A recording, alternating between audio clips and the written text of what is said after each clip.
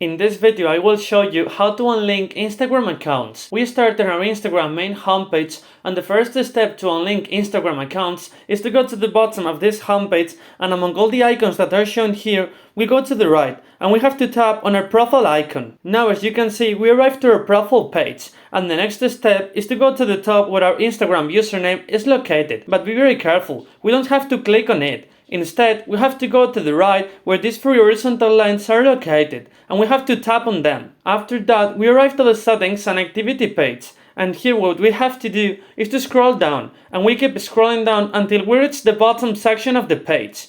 Here, as you can see, we have the login section.